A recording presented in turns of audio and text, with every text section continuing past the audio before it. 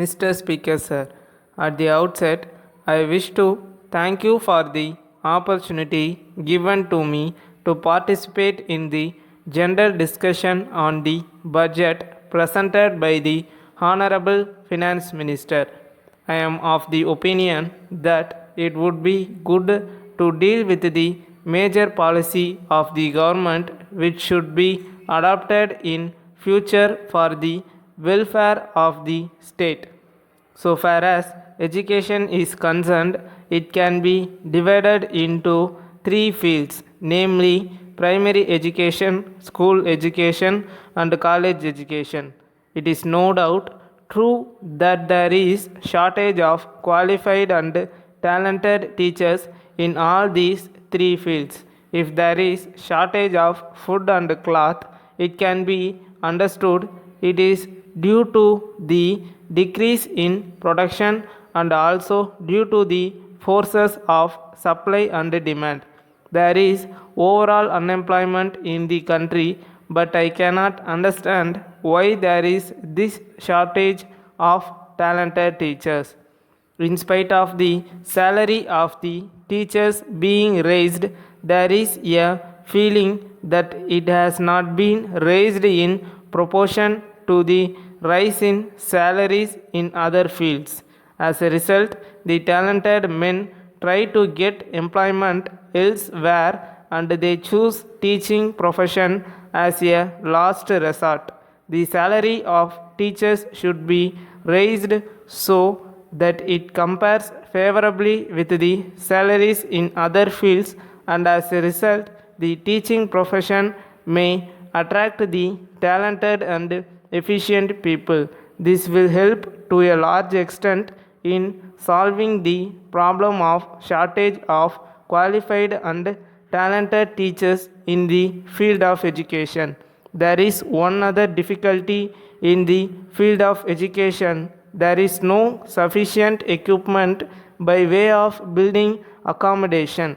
Some honorable members suggested that the number of students to be managed by one teacher might be increased to some extent. I think such a course will affect the quality of education imparted. On the other hand, I am of the opinion that shift system may be introduced. This will help us to give education to a larger number of children without the necessity for more building. I am also aware that the shift system is successfully followed in some educational institutions in the state. I think this could be extended to more schools. Our country being an agricultural country, many people depend on agriculture for their living. Water is very much required for the success of agriculture. Irrigation facilities should be provided to the farmers. If they have to depend upon the monsoon rains for carrying on their agricultural operations, it will be difficult for them to stay in the agricultural professions for a long time. In these circumstances, we cannot prevent them from giving up agriculture and going over to some other professions. It is also possible for the government to give liberal assistance to them so that they may be able to dig bore wells which will give them continuous supply of water. In this connection, I wish to point out that they have another problem to face. They find it difficult to get electric supply connections for their wells. Even if they manage to get such connections, the supply of electricity is not regular. With the irregular supply of electricity, they are not in a position to take up agricultural operations in a regular manner. I therefore want to point out that production of electricity should be increased in all ways. Also, electricity connections to agricultural pump sets should be given liberally. The government should see to it that supply of electricity to the farmers in particular is regular to the extent possible. With these few words, I resume my seat. Letter from Indra Cotton Mills Limited, Mumbai, to Messrs. Raman and Company, Chennai. Dear Sirs, with reference to your kind letter of the 3rd instant, we are extremely sorry to ask for another extension of time to execute your order. When we asked for extension of time for the first time, there was strike by the workers which affected our production. Now that the labor problem has not yet been solved, the production has not reached its optimum level.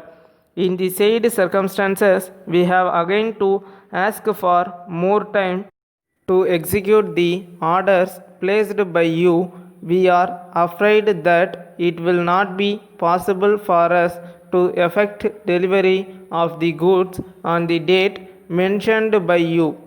We can at the same time assure you that we will make your utmost efforts to execute your orders as early as possible. We hope you will realize that he delay in the supply of goods is due to circumstances beyond our control, and we shall very much appreciate if you can reply by return of post giving us the additional time required. If you are in urgent need of the products within a short time, kindly inform us. We will procure the goods locally and send you the goods before the date stipulated by you in your last letter. We wish you success in your future endeavors and look forward to your early response in the matter. Yours faithfully. For more dictation videos, like, share and subscribe to our channel TN Shorthand Dictation. Thank you for watching.